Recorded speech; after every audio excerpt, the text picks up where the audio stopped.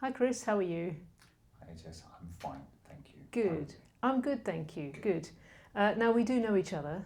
A disclaimer for the camera, we do know each other, we are partners, and I know that, may I say what you've been through, Chris? Please do. So Chris recently has been learning the saxophone. Well, relearning the saxophone. The tenor saxophone to be precise. And he had to have a little hiatus because on the eve of our last show, which didn't happen, his retina decided to become detached.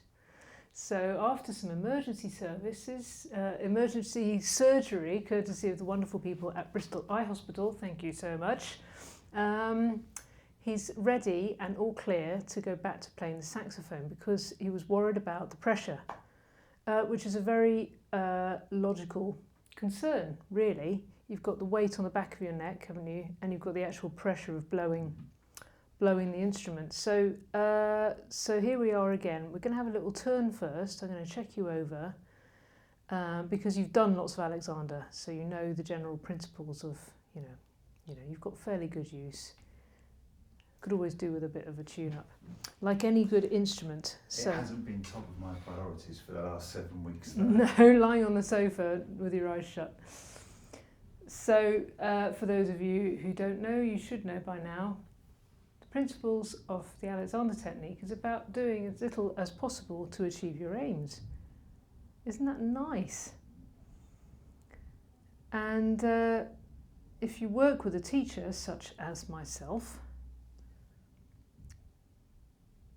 I can help you to figure out what you're doing that is too much.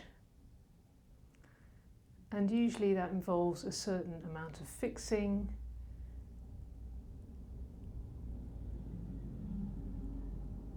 and holding on to things that we don't need to hold on to. So I want to introduce you, Chris, to gravity and the chair that you're sitting on. You go, hello chair.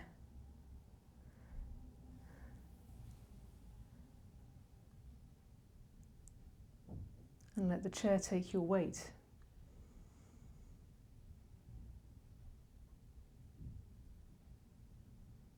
Just allowing me to move you, just because I'm checking for excess fixing, things like that. You make friends with the chair, you make friends with the floor, your feet are on the floor.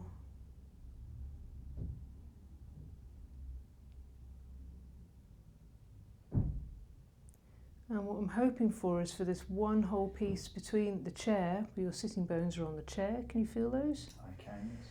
And the top of your head as to where your spine would come out. If it were to not stop here and carry on through the top of your head, it would come out somewhere here. And what I would like is a kind of contact.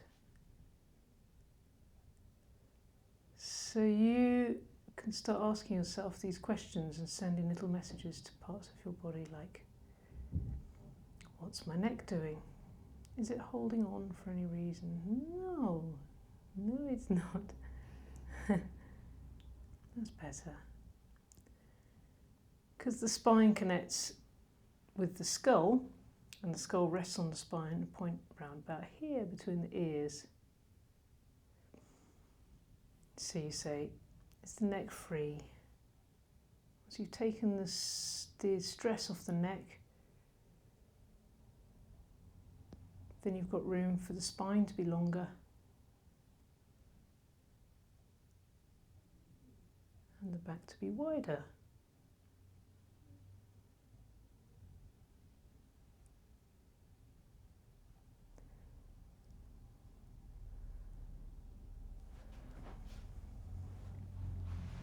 And we're checking around, and normally, after a long stressful period of, well, anything, work or life in general, or after an injury of any kind, you realise that you're holding on to a whole lot more things than you think you are. So you might be holding on to your arms, or your legs, your ankles, your knees, all sorts of parts of you that you didn't even know about. I'll put that there.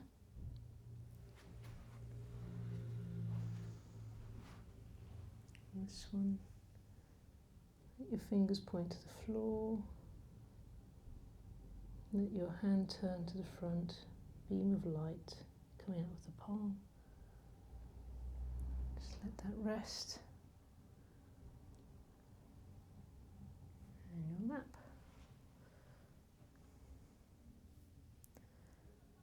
I know that Chris is my only pupil on this channel so far, but he's very accessible for me and very, very willing to be on camera. If anyone's watching this and you'd like to be in one of my videos, do let me know. I'd be only too happy.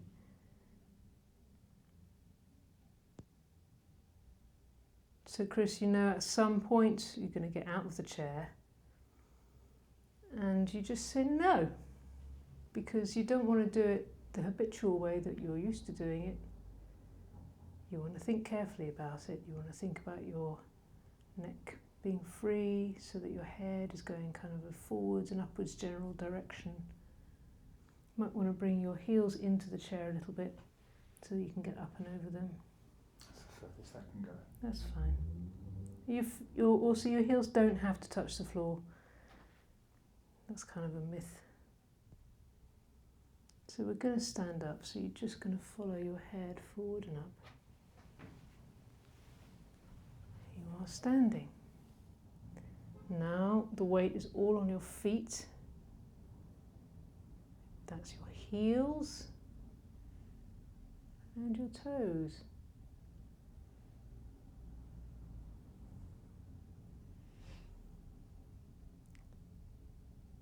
That would be the bit behind the toes, so like a tripod, behind the big toe, behind the little toe. So you've got stability, you've got 6 points that you're standing on. The weight should be evenly distributed. 3 points per foot. And while you're up here, you can wonder what your hips are doing, whether they're locking forwards, you know, like plenty of people lock forwards, plenty of people lock their knees backwards. Just say to them, you don't have to do that. Yeah. And if you were to send your hips back and your knees forward, such a way forward that you sit down, meet the chair again.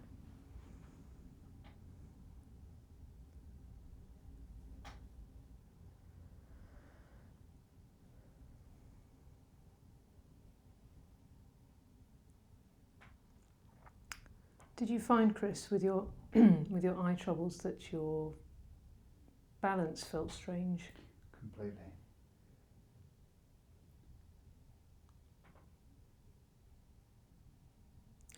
Which is interesting because your eyes lead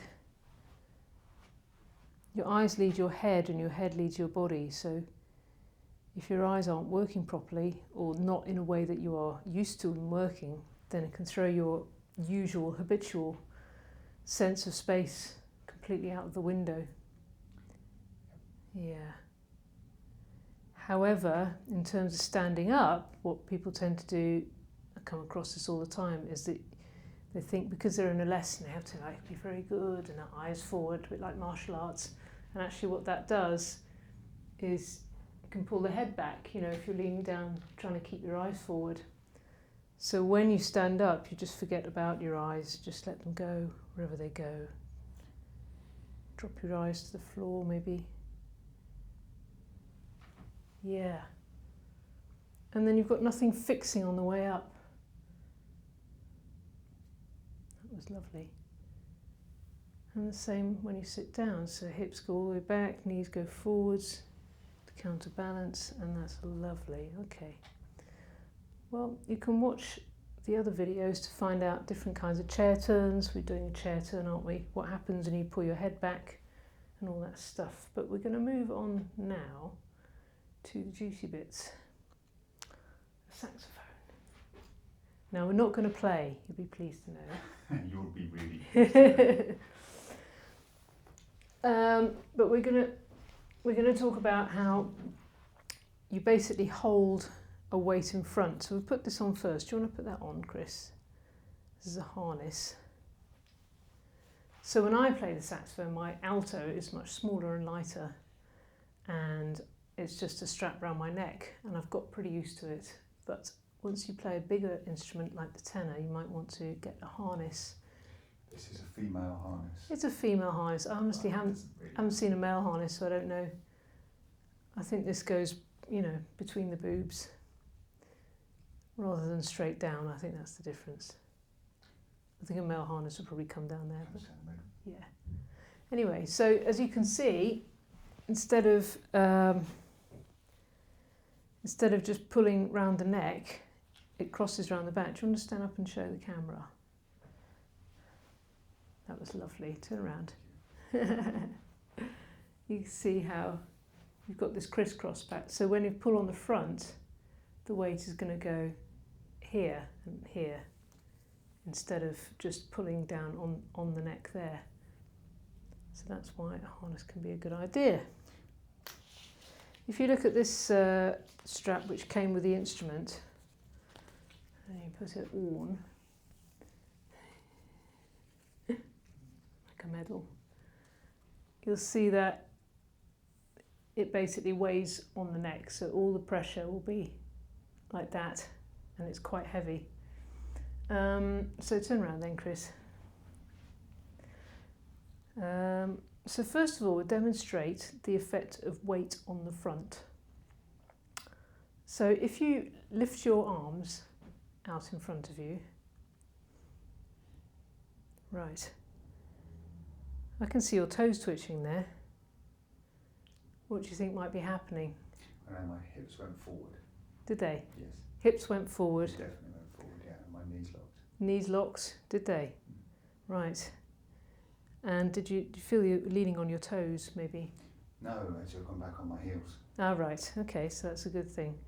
So if you think what normally happens, you lift your arms, now you've got some weight in front of you.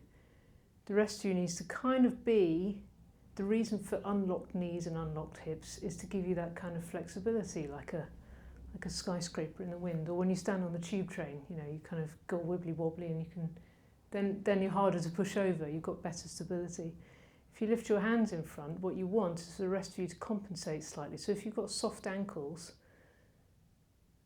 then you'll end up leaning backwards slightly, but the whole of you not like that, which is what brass players tend to do, which then results in what we call the piss position, which is hips out. So that's why you see many trumpet players or brass players playing like that, because they're trying to compensate for the weight in front. But if they compensate it by just softening their ankles, it's a much more integrated shape. You know, your hips are loose, your knees are loose, your buttocks are loose, you know, and you are much more evenly distributed on your feet. So that's what we're aiming for here. So do you want to pick up? No, actually, I'll give it to you. And your job is to ignore it.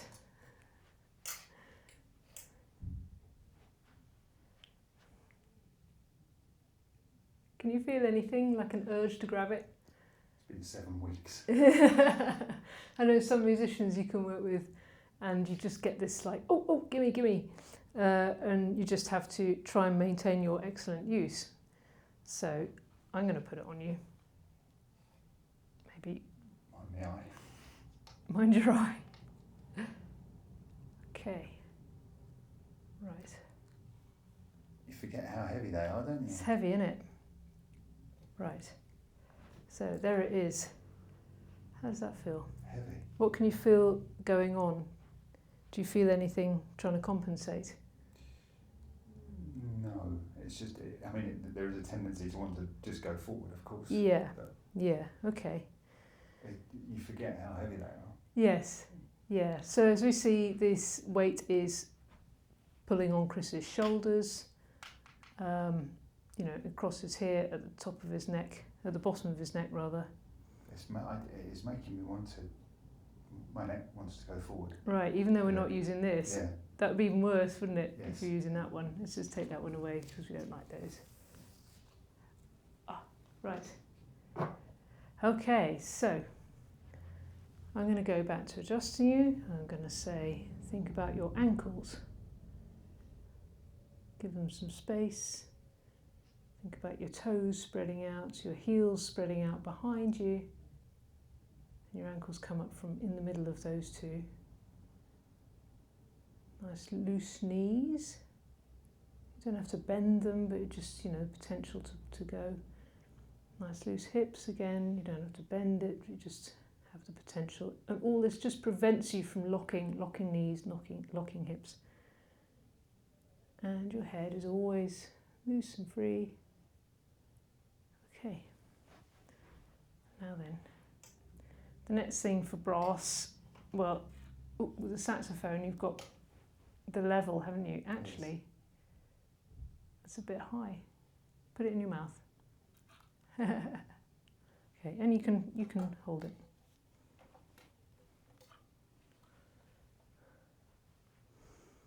Right. If you turn sideways,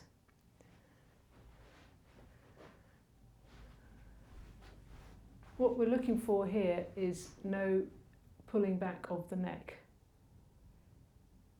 If you take your mouth away and hold it maybe to one side. Is your neck still free? I'm wondering how does it feel when you put it in? Do you think you're shifting at all? I've got to move my head. I have to move my head forward for it because it's the wrong height. Right, okay. So we need to pull it up a bit, don't we? Yeah. Right. I'll hold it really. Okay. Try that. Okay. Take it out.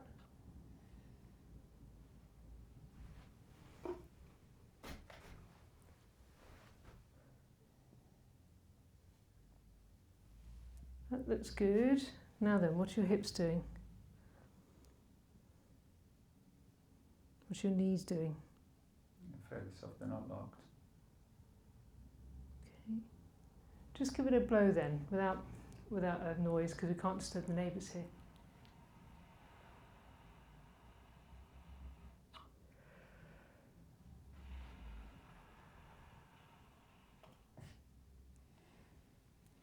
That was a natural position that I got into there, and I twisted my head. Your head is twisting. There's a reason for that. Right. My left eye is my dominant eye when I read, and I have to turn my head slightly because of my glasses to read. So it's all right.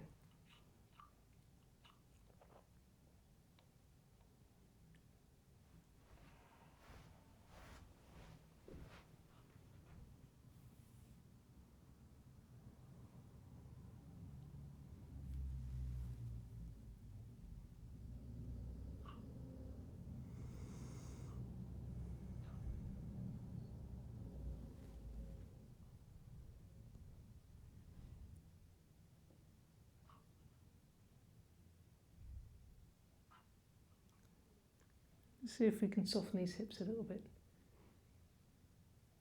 And the knees go forward, hips go back. There you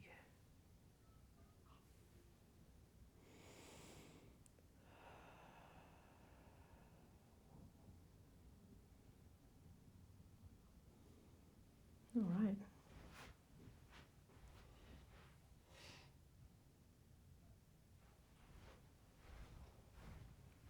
So how does that feel? What are you aware of? I feel like I'm hunching right down. Really? Yeah, I really do feel like I'm hunching down to get to it. Right. Pushing me back. Yeah. Yeah, it feels like I'm arching my back now. Right.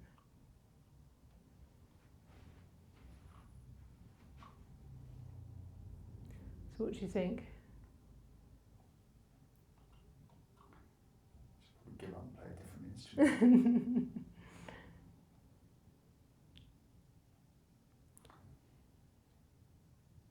Feels like you're hunching forwards? I feel that I would if I started playing. Right. Doesn't mean that I would, but it feels like naturally I feel like I am going to. Right. But again, it's because I'm trying to get closer to the music, not that there's music here. Okay. But I will be trying to get closer to the music. So I would say when you start playing, start just enjoying the feel of the instrument again and getting used to the blowing. So we've done whispered R's before, haven't we? So I think maybe we could do a whispered R with the saxophone. Okay. So the whispered R is a vocal exercise, but it's also about controlled breathing. So you first of all, you exhale. I was actually on an exhale. All right, so you just let all the breath go. And then you let the breath come in again. And then you let it go again. See if you can let it go for a little bit longer.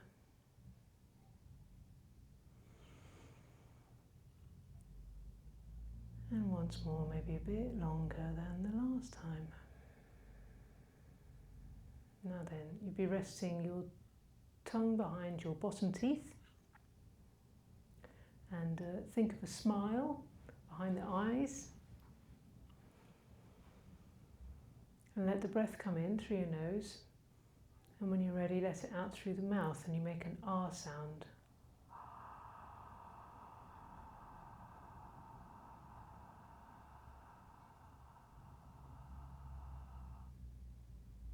And let the breath come in.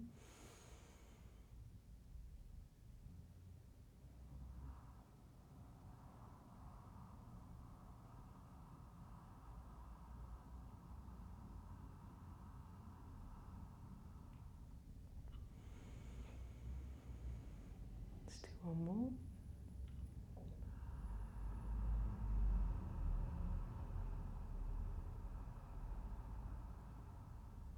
So now, take the saxophone in hand. I would put the mouthpiece in the mouth and just do the whispered R again. Now you've got this extra stimulus of having the saxophone. You kind of want to play it now. Same as you did before.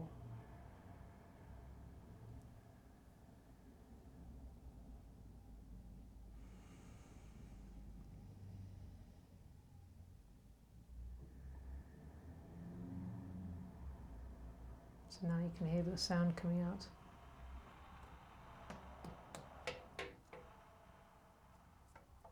There's a reed down there. Let's go for 2 reed saxophone. And all the time you're checking on what your neck is doing, what your hips are doing. Oh yes, your heels. Your ankles are soft so that the weight of the saxophone isn't pulling you forward and you're not hinging at the hips to take it back. Just think about those heels and the knees a bit more. You can give.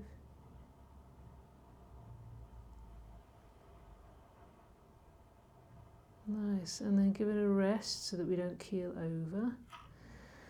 This breathing stuff may feel very alien because you're using a lot more breath as normal. This takes a lot of puff to play. But the whispered R you should do, say 3 or 4 times each time. Wait a while.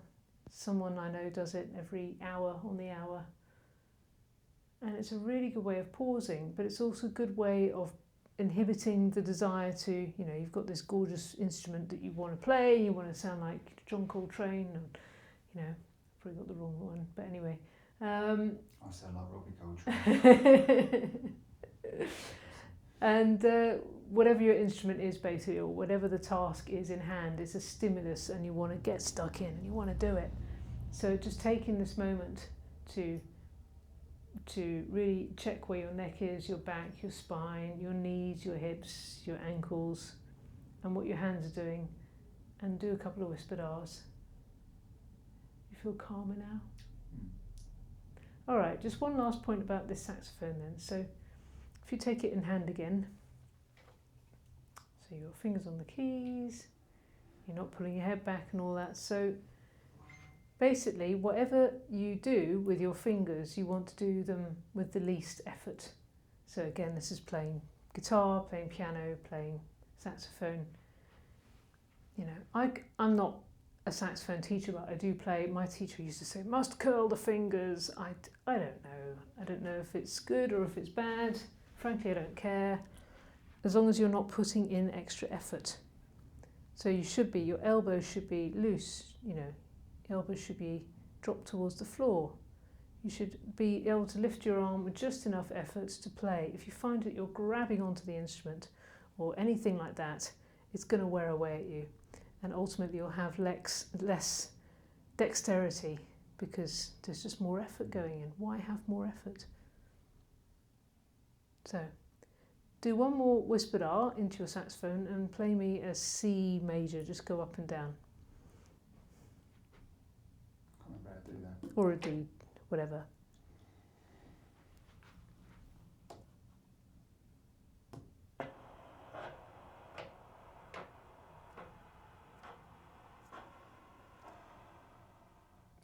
Lovely. That was beautiful. It's the best I've ever played it. So, do you think you're going to practice now? I am. Get back up to where you were? I'm going to get a new harness though. A new harness? Yes. All right, okay. Great. So, that concludes today's lesson on playing the saxophone. Thank you, Chris. Thank you, Jess. Lovely. Thank you. See you next time.